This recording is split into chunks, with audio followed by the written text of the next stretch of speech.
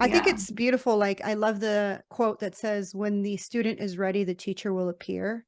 And Wow. so when you start to question the reality and you start to have these empowering questions to the universe will come and bring you the right, like you said, it would spark something. Wait, what did you say? And then you would want to hear what they'd have to say. And then you'd go down the rabbit hole and learn everything about that. That's what happened to me. It's like, oh, what? You're going to talk to me about past life regressions? I want to learn everything about that. And then the algorithm works where they just keep sending you more and more. And then you read the books and you go to the conferences and you meet more people in that realm. And I think we're coming to this beautiful age where more people are becoming awakened souls. Do you agree? Yes.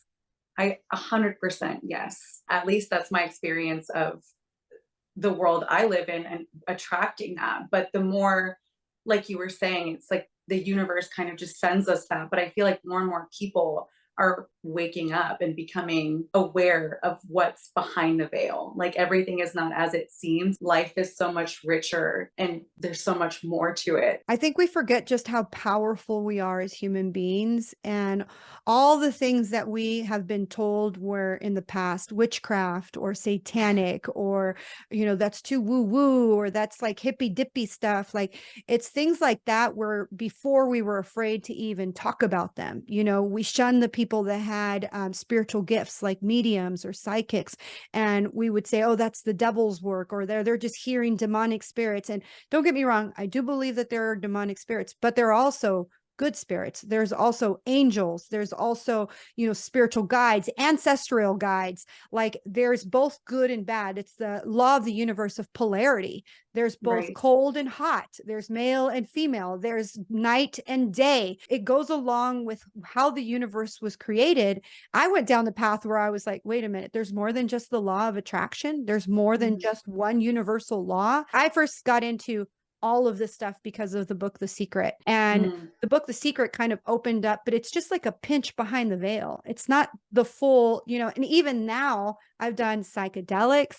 I have done, spiritual shamans. I have done so much more in-depth work. And I kid you not, like even now, the fact that I'm saying it out loud that I've done psychedelics kind of gives you this like, ooh, what are people going to think about me? How's it going to affect me? Are people going to judge me? But in reality, having psychedelics was the most spiritual experience I've ever had. I tell my friends it was like 1,000 therapy sessions in one. It was the most beautiful experience to be able to have, to see my trauma, to see my inner child, to see the pain that I went through from a different perspective. When I had my first shamanic psychedelic experience, it was as if I was being pulled back and I was watching my life unfold, but not from a perspective of feeling like the victim or Mm. feeling defensive or feeling hurt, but a feeling of compassion and empathy for the little girl who had to go through everything.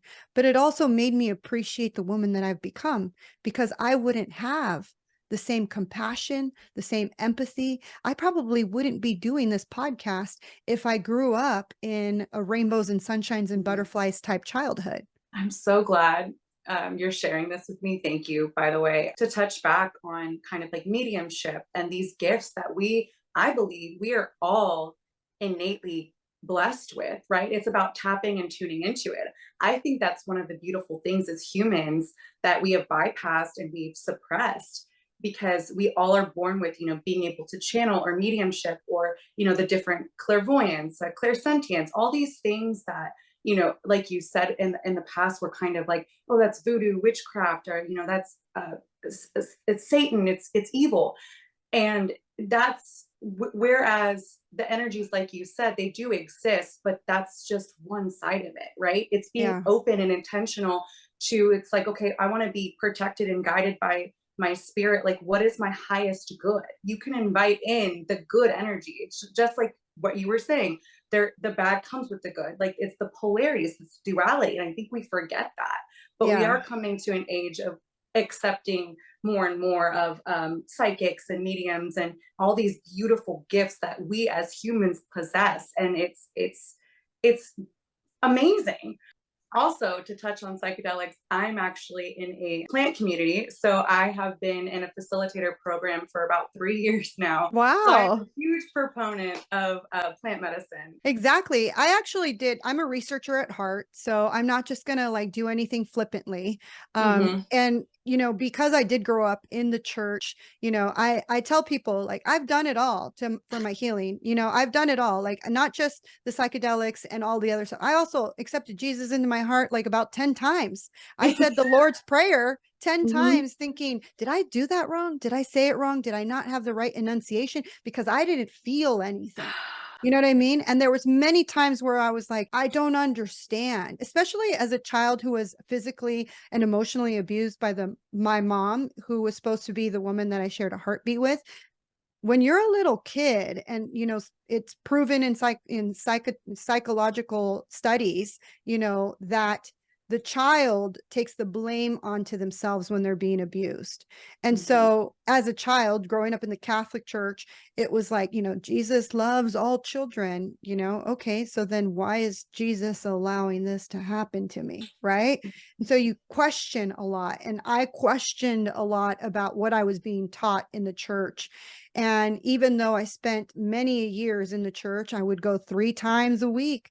I read the Bible. I stopped watching regular TV and I was completely involved in the church. Wow. I never felt the way I felt when I did psychedelic shamanic healing.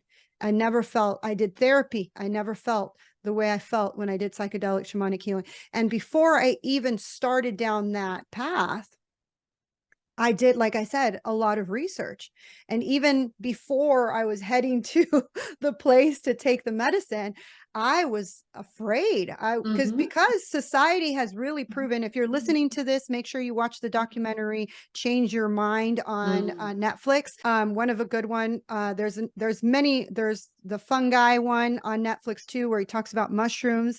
And what I loved about that is that, it does talk about the history of, if you grew up in the 80s and 90s where Barbara Bush was like, this is your brain on drugs. Say no to drugs and say yes to life. Drugs, bud. Your brain must be like really messed up. This is drugs. This is your brain on drugs. Any questions? I wish you didn't smoke weed. What's this? A joint? Who taught you how to do this stuff? You, all right? I learned it by watching you. An unlawful substance used to experience artificial highs. For $10, I could score us some crack. Oh, yeah, crack. Now we're talking. And you really feel scared because they've implemented that idea that if you take this drug, you are going to become a homeless person in a cardboard box in the bottom of the freeway, right? Yeah. And yes, there are drugs that can make you that person. Oxycodone is one of them, but not, mushrooms, not, psychedelics. Like these mushrooms are made from the ground, and they have a Yes. beautiful, component that opens up your pineal gland, that releases the DMT, that allows you to have these amazing moments in life where you can just really see how everything really works. I've had the most incredible experiences, which is a whole nother podcast, but I don't want to take away from your time.